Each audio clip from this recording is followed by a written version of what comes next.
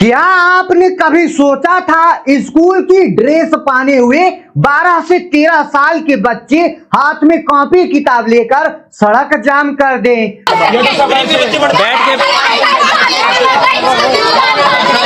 पूरे रोड पर बैठ जाएं और मंत्री को खुद गाड़ी से उतरना पड़ेगा उनको मनाने के लिए। ये आज की तस्वीरें हैं दोस्तों, और ये तस्वीर लखनऊ से आई है, उसी लखनऊ से जहां पर योगी आदित्यनाथ जी बैठते हैं, जहां डबल इंजन की सरकार है। लेकिन रुकिए, ये सिर्फ लखनऊ की बात नहीं है।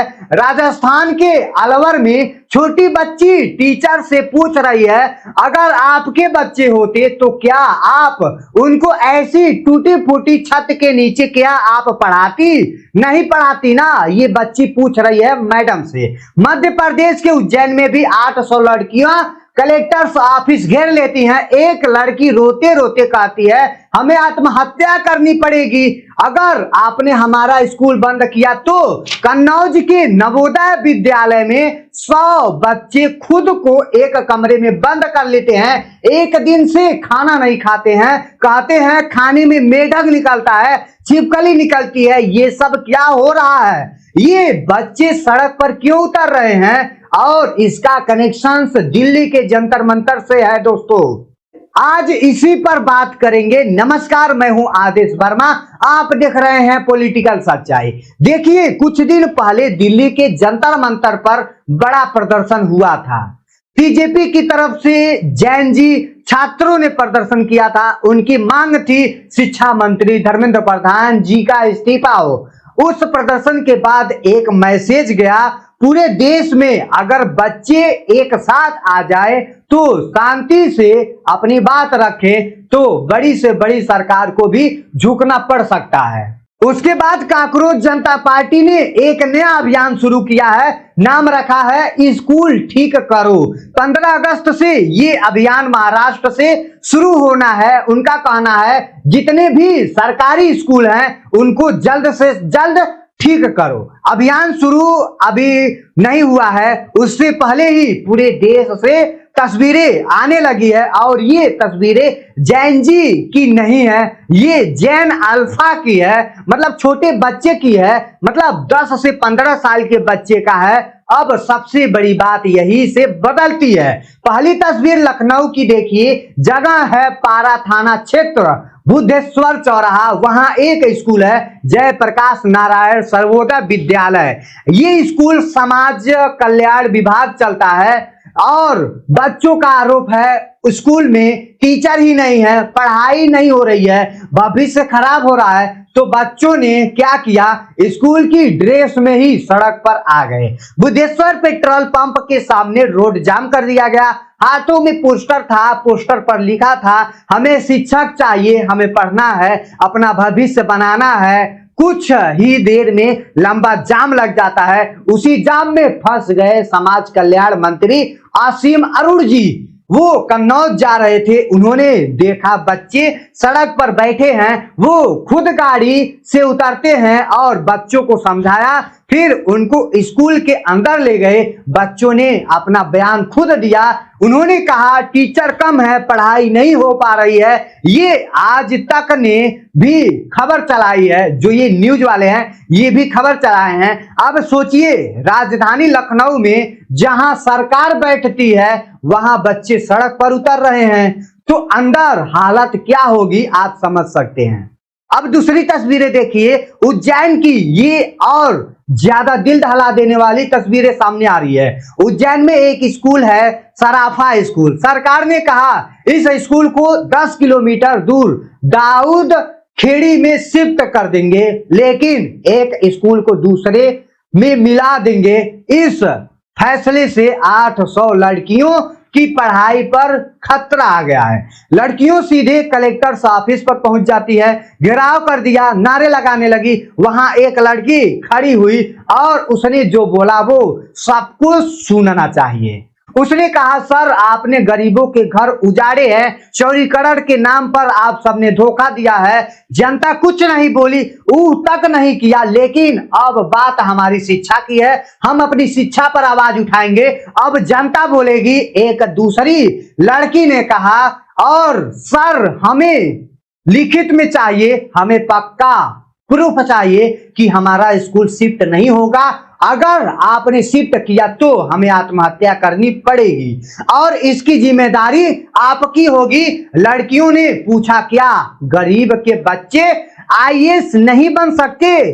क्या उनको पढ़ने का हक नहीं है? उनका कहना है, नया स्कूल इतना दूर है, रास्ता सुनसान है, आने जाने की सुविधा नहीं है, घर वाले इतनी दूर भेजेंगे ही नहीं, हम पढ़ ही नहीं पाएंगे इतनी दूर आकर के, तो हमारी पढ़ाई बर्बाद हो जाएगी। इस तरीके का लड़कियां प्रदर्शन के दौरान दो लड़कियों ने बोला है और कितनी बेहोश हो गई, उनको अस्पताल ले जाना पड़ा उसी टाइम। तीसरी तस्वीर राजस्थान के अलवर से है। स्कूल है राजकीय उच्च माध्यमिक विद्यालय थानागाजी, जो जोधवास में पड़ता है। वहां की छत टूटी फूटी है, बिल्डिंग पूरी तरह जर्जर है। एक दिन पहले की छत का प्लास्टर, फिर वह गिर गया और बच्चे की चोट लग गई। प्रदर्शन शुरू किया लोगों ने। एक छोटी सी बच्ची ने टीचर से सीधा सवाल पूछा, आपके बच्चे होते तो क्या आप उनको इस जगह पे खंडहर में पढ़ाते? वीडियो सोशल मीडिया पर ये काफी ज्यादा वायरल चल रहा है। बच्चे पूछ रहे हैं, हमारे स्कूल में पंखा नहीं है, पीने की पानी नहीं है, टॉयलेट ठीक नहीं है, क्या अपने बच्चे को ऐसे स्कूल में भेजेंगे? इसी प्रदर्शन में सीजेपी के आशुतोष रंका ने भी पहुंचे हैं। उन्होंने पोस्ट करके लिखा है, मैं पिछले 4 घंटों से थाना गाजी के जोधवास में हूं। कल बिल्डिंग की छत गिर गई थी। अधिकारी बच्चों को 6 महीने के लिए अस्थायी व्यवस्था पर मानने के लिए दबाव बना रहे हैं। क्या कमरे बनाने में 6 महीने लगते हैं? जब तक सरकार 1 हफ्ते में ठीक करने का भरोसा नहीं देती, मैं यहां से नहीं आऊंगा। चौथी तस्वीर कन्नौज के नवोदय स्कूल की है। ये तो सबसे ज्यादा शर्मनाक है। यहाँ बच्चे हॉस्टल में रहते हैं। करीब 100 बच्चों ने खुद को एक कमरे में बंद कर लिया। कल शाम 4 बजे से बंद है, खाना तक नहीं खाया बच्चों ने। उनका आरोप है कि खाने में सुर्री निकलती है, मेढक निकलता है, छिपकली निकलती है। जब प्रिंसिपल के पास जाते हैं तो प्रिंसिपल कहते हैं इस मौसम में निकलते हैं। क्या यह खाना यह मौसम के हिसाब से छिपकली आती है?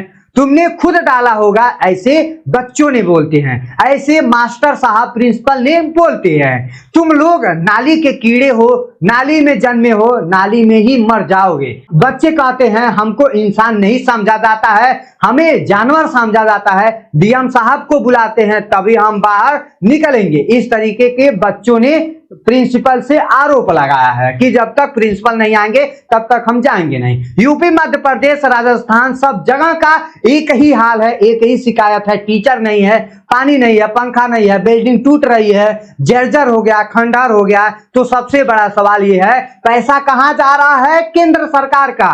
केंद्र में शिक्षा धर्मेंद्र प्रधान जी अभी इस्तीफा दे दिए हैं और उसके बाद जब अमित शाह की अब बारी शायद लग रही है, अब बड़े नेता उनको मानते हैं सब लोग, तो क्या ये भी इस्तीफा दे देंगे? क्या कुछ ना कुछ इनकी भी उसमें हाथ है? जमीन पर क्या दिख रही है? और यूपी में योगी सरकार जी का सरकार है, जो उसमें डबल इंजन का सरकार है, फिर भी लखनऊ के स्कूल में टीचर क्यों नहीं है? अगर एक शिक्षा मंत्री के इस्तीफे की मांग से इतना बड़ा आंदोलन खड़ा हो सकता है तो सोचिए अंदर गुस्सा कितना भरा होगा। अभिजीत दीपके जी ने इस पर लिखी है, एक धर्मेंद्र प्रधान के इस्तीफे से क्या होगा?